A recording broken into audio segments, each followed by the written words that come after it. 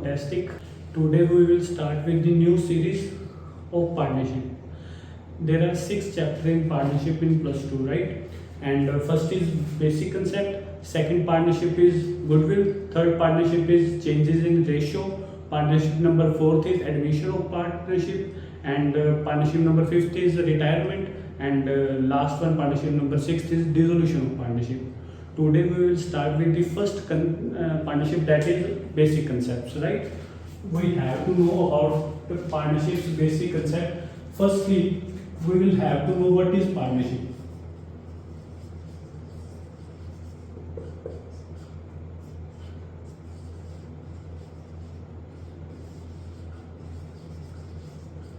बेटा आज आप सिर्फ बेसिक कंसेप्ट्स की बात करेंगे, बट अपने को सबसे पहले पता होना चाहिए पार्टनरशिप क्या है। अगर बेटा याद हो ना, अपने +1 जहाँ पे खत्म करी थी, that is financial statement with adjustment. अब फाइनेंशियल स्टेटमेंट विद एडजस्टमेंट जो बनाते थे ना, आप वो सोल प्रोप्राइटरशिप की बनाते थे, बट नाउ अपन ने अकाउंटिंग सीखनी है पार्टनरशिप की। फिर पार्टनरशिप में क्या क्या चेंजेस आते हैं और क्या क्या अकाउंटिंग होती है, अकाउंटिंग ट्रीटमेंट सारा जर्नल एंट्री से लेकर लेजर कौन कौन से बनते हैं, सब चीजें सीखेंगे पार्टनरशिप की, ठीक है। नाउ पार्टनरशिप कहाँ से स्टार्ट हुआ बेटा? जब सोल प्रोप्राइटरशिप अपन करते हैं ना, तो अपने को पता है कि वो जो अकाउंटिंग एंट्रीज करते हैं वो सिंगल पार्टनर की करते हैं, राइट, सिंगल पर्सन की करते हैं बेसिकली। नाउ जब एक पर्सन से ज्यादा 2 पर्सन इन्वॉल्व हो जाए, ठीक है, ध्यान से सुनो मेरी बात, जब एक पर्सन से ज्यादा दूसरा पर्सन भी इन्वॉल्व हो जाए, बट ये लिमिट दूसरा नहीं है, बट मिनिमम तो एटलीस्ट 2 पर्सन चाहिए पार्टनरशिप के लिए, ठीक है। जब 2 पर्सन, फॉर एग्जाम्पल से एग्जाम्पल के तौर पे करें तो एक राम है एक श्याम है। राम अपनी बिजनेस कर रहा था, श्याम अपनी बिजनेस कर रहा था, ठीक है ना। राम ने क्या करा, राम का बिजनेस थोड़ा सा एक्सपैंड होने लगा, तो ये तो सोल प्रोप्राइटरशिप कर रहा था ना, जो अपने +1 में करा था। अब जो श्याम कहता है वो ना, मैं आपके बिजनेस में आना चाहता हूँ, इन्वॉल्वमेंट लेना चाहता हूँ, वो कहता है ठीक है, तो फिर आप क्या करते हैं, आप पार्टनर्स बन जाते हैं उस फर्म के। मतलब कि जो वो काम कर रहे थे, वो जो राम काम कर रहा था, श्याम इन्वॉल्व हो गया एज ए पार्टनर। सेम जैसे राम ने कैपिटल से स्टार्ट करा था, श्याम भी कैपिटल लेके आएगा अपनी। बेसिकली राम बिजनेस कर रहा था और श्याम कहता भी मैंने भी इन्वॉल्वमेंट लेनी है आपके बिजनेस में, तो वो कहते आप दोनों पार्टनर बन जाते हैं। अब एक चीज तो बात क्लियर होगी, जो पार्टनरशिप बनने के लिए रूल है, सबसे पहले तो मिनिमम पार्टनर अपने पास कितने चाहिए बेटा? 2, क्योंकि सिंगल पर्सन होएगा फिर तो सोल प्रोप्राइटरशिप होगी, एटलीस्ट 2 पर्सन तो चाहिए ही चाहिए, ठीक है। लेकिन इंडियन पार्टनरशिप एक्ट 1932 जो इसका एक्ट है,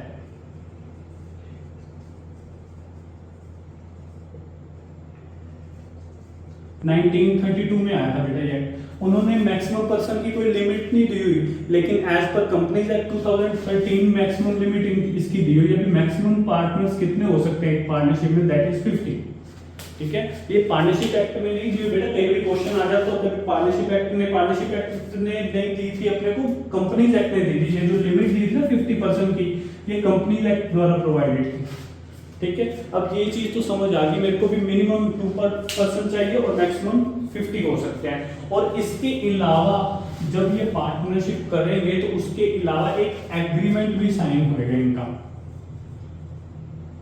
एक एग्रीमेंट साइन होगा जिसको अपन ने नाम क्या दिया? That is partnership deed. Partnership deed, partnership deed is nothing, it is the agreement either may be oral or written. या तो वो ओरल हो सकता है या वो रिटन हो सकता है, दोनों में से कुछ भी हो सकता है, लेकिन एक एग्रीमेंट साइन होना चाहिए। दो डीड बेटा बनाई क्या क्यों जाती है? इसलिए बनाई जाती है ताकि फ्यूचर में कोई भी कंफ्लिक्ट ना हो, कोई भी डिस्प्यूट ना हो सके, और अपनी जो पार्टनरशिप बिजनेस है, जो फर्म है, वो स्मूथली रन करे, ठीक है। इसके लिए वो पार्टनरशिप डीड बनाते हैं, ठीक है। अब पार्टनरशिप डीड अपने को पता लग गया कि दैट इज एक agreement which is either oral or written, ठीक है। नाउ एग्रीमेंट जो ये पार्टनरशिप डीड है ना बेटा, इसके अपने कंटेंट है। पार्टनरशिप डीड में कौन कौन से कंटेंट्स होते हैं बेटा? सबसे पहले तो अपने को पता है कि सबसे पहले तो डेट ऑफ एग्रीमेंट लिखा जाएगा कि कब साइन हो रहा है।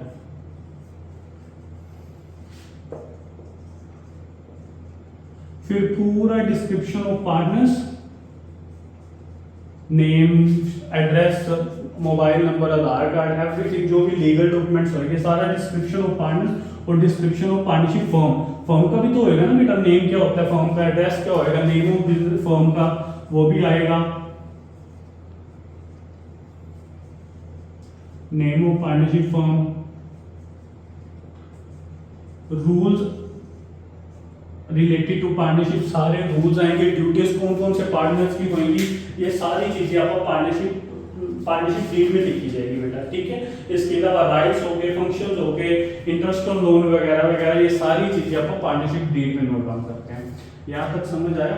मैं रिकॉल कर देता हूँ कि अभी तक अपन ने क्या पढ़ा बेटा। जहाँ से +1 खत्म करी थी ना अपन ने, वो करी थी सोल प्रोप्राइटर से, जो फाइनेंशियल स्टेटमेंट आप बनाते थे, trading account, profit and loss and balance sheet, ठीक है।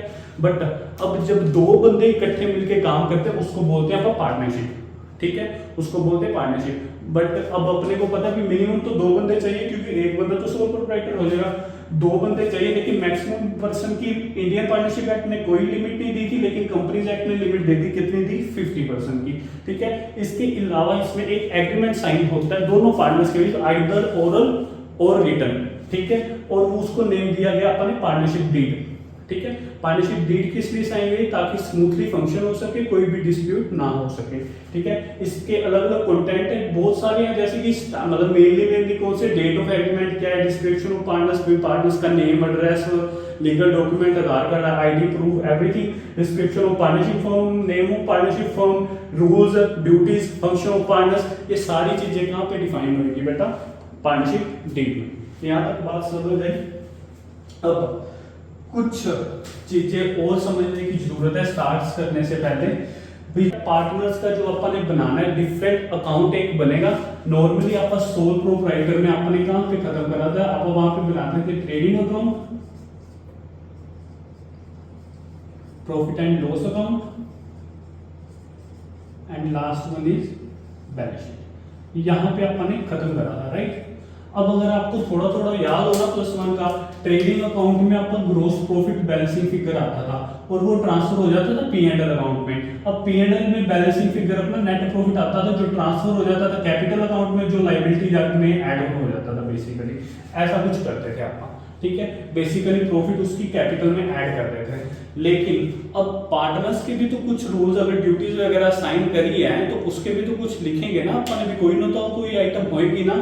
अब P&L में तो लिख नहीं सकते, क्योंकि P&L और ट्रेडिंग तो सारा आउटसाइडर के लिए होता है, इसलिए उन्होंने एक सेपरेट अकाउंट बनाया बिफोर द बैलेंस शीट, और उसका नेम उन्होंने क्या रखा गया?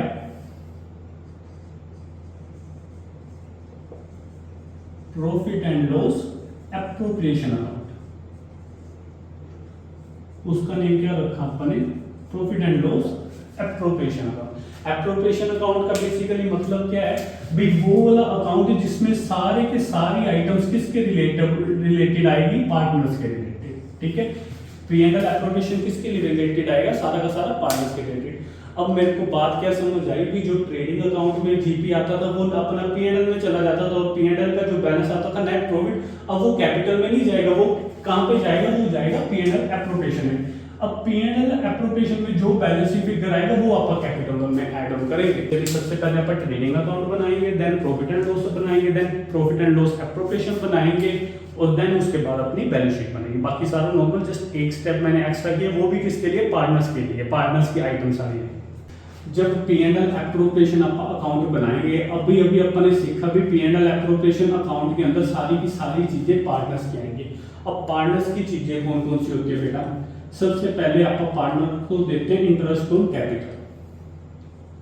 सबसे पहले पार्टनर्स को क्या मिलता है? Interest on capital. उसके अलावा आप उसको एनी रेम्यूनरेशन, किसी भी तरह का कोई भी remuneration.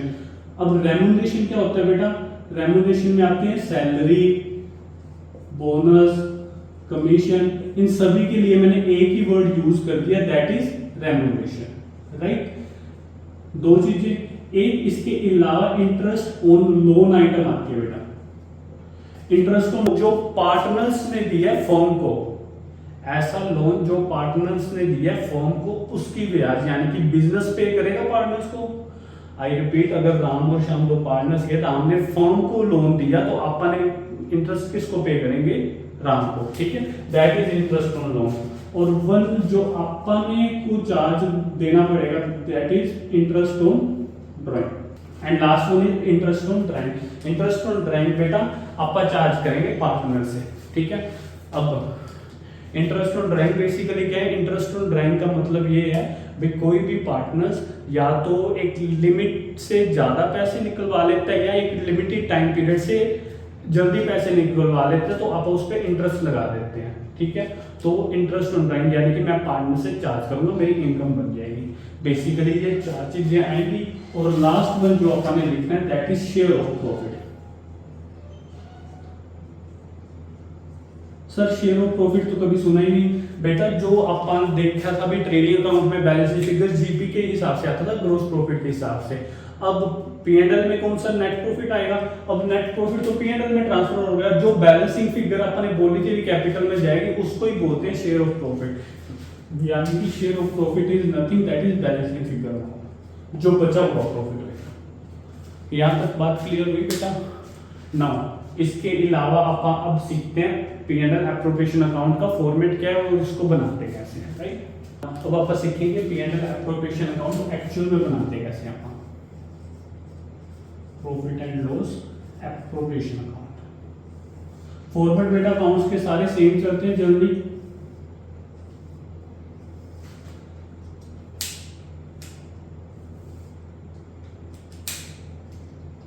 as we know that is particular amount, ठीक है।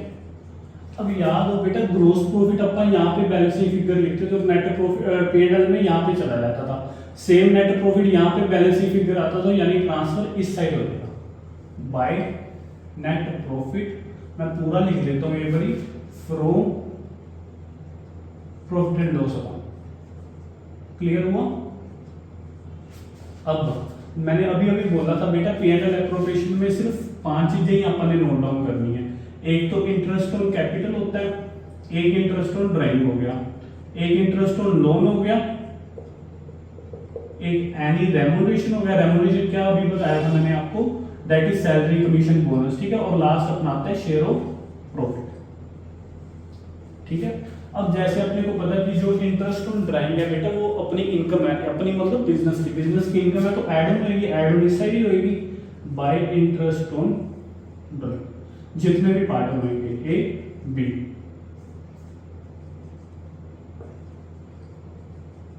अब इंटरेस्ट ऑन कैपिटल बिजनेस को पे करना पड़ेगा, तो ये डेबिट साइड आ जाएगा। इंटरेस्ट ऑन कैपिटल जितने भी पार्टनर्स होंगे A B. Second to interest on loan,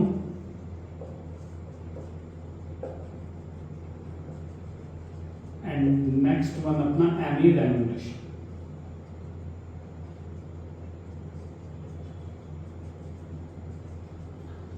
अब ये सारा नोट डाउन करने के बाद जो अपना बैलेंसिंग फिगर आएगा that is known as share of profit.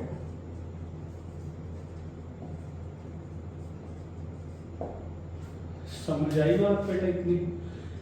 ये 5 चीजें आएंगी। इसके अलावा एक एक्स्ट्रा एंट्री आती होती है that is transfer to reserve, लेकिन इसके अलावा कोई भी एंट्री नहीं आएगी जो पार्टनर से रिलेटेड है।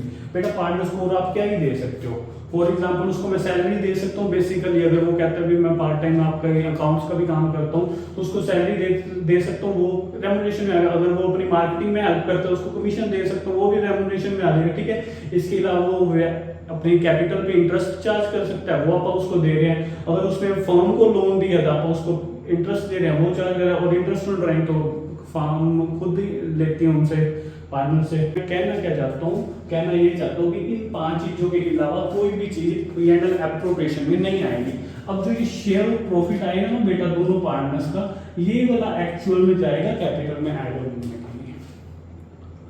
बात क्लियर हुई, ठीक है। यहाँ तक क्लियर है बात। नाउ वन थिंग मोर, ठीक है। वन थिंग मोर क्या, that is in the absence of partnership deed. So आपने सारा रूल्स वगैरह करा भी जब पार्टनरशिप डीड होती है एक्चुअल में प्रेजेंट होती है, लेकिन कुछ फॉर्म्स ऐसी होंगी जिसमें पार्टनरशिप डीड साइन नहीं हो पाएगी, ठीक है। कुछ ऐसी चीजें होंगी, कुछ ऐसी फॉर्म्स होंगी जहां पे पार्टनरशिप डीड या तो एब्सेंस होगी या साइन नहीं हो पाएंगी, ठीक है। कोई भी कारण, जिस कारण पार्टनरशिप डीड नहीं है, तो रूल्स सारे चेंज हो जाते हैं अपने, तो रूल अपने सारे चेंज। अब रूल क्या कहते हैं, अगर पार्टनरशिप डीड नहीं है तो सबसे पहले इंटरेस्ट ऑन कैपिटल आपने नहीं प्रोवाइड करना, यानी कि जो यहाँ पे इंटरेस्ट ऑन कैपिटल दे रहे हैं आप वो नहीं देंगे, ठीक है। देन इंटरेस्ट ऑन ड्राइंग अपन नहीं चार्ज करना पार्टनर से, बेसिकली जो इंटरेस्ट ऑन ड्राइंग कर रहे हैं वो नहीं देंगे। ये कब कब नहीं करना बेटा, जब जब पार्टनरशिप डीड नहीं है। Second thing, interest on loan. बेटा लोन क्या था भाई, जो पार्टनर्स ने फर्म को दिया हुआ है, अब पार्टनर ने फर्म को दिया, दैट इज लोन, मतलब बेसिकली अगर मैं आउटसाइडर से भी लेता इंटरेस्ट ऑन लोन तो मेरे को देना पड़ता है, ठीक है। लेकिन अगर पार्टनरशिप डीड साइन नहीं है तो आप लोन की ब्याज तो देंगे, लेकिन वो भी कितने परसेंट देंगे, at the rate 6% per annum, 6% के बिहाफ पे देंगे। देन कोई सैलरी रेम्यूनरेशन कुछ भी नहीं देना अगर पार्टनरशिप डीड नहीं है। और शेयर ऑफ प्रॉफिट, जो उनका प्रॉफिट शेयरिंग है वो जो सी मर्जी रेशियो बोले, चाहे प्रॉफिट शेयरिंग रेशियो बोलो चाहे कैपिटल रेशियो बोले, लेकिन आपको किस में डिवाइड करना है, दैट इज इक्वली, यानी कि जो शेयर ऑफ प्रॉफिट आएगा वो आपको इक्वली डिवाइड करना है। और बेटा ये कब कब करना है, जब जब अपने पास पार्टनरशिप डीड एब्सेंस होगी। एब्सेंस का मतलब है प्रेजेंट नहीं है, बताया अभी P&L एप्रोप्रिएशन में पार्टनर्स की चीजें आती हैं, P&L एप्रोप्रिएशन में पार्टनर्स की चीजें वो भी 5 ही आती हैं, that is interest on capital, interest on drawing, interest on loan, any remuneration और शेयर ऑफ प्रॉफिट। और ये कैसे कैसे लिखना है वो आपको अभी तक समझ आ गया, राइट। लेकिन जब जब पार्टनरशिप डीड नहीं होगी तो इंटरेस्ट ऑन कैपिटल आपने नहीं देना, इंटरेस्ट ऑन ड्राइंग भी नहीं देना, इंटरेस्ट ऑन लोन देंगे लेकिन वो भी कितने परसेंट देंगे, 6% पर एनम के हिसाब से, रेम्यूनरेशन नहीं देना। और जो शेयर ऑफ प्रॉफिट है वो कौन सी रेशियो में डिवाइड होगा, इक्वली। यहाँ तक बात क्लियर हुई। आज के लिए बेटा इतना ही। इस सभी वीडियो को पूरा देखना है, कॉपी पेन उठाना है और सारा कुछ नोट डाउन करना है, ठीक है। बाकी नेक्स्ट वीडियो में मिलते हैं। Take care, bye.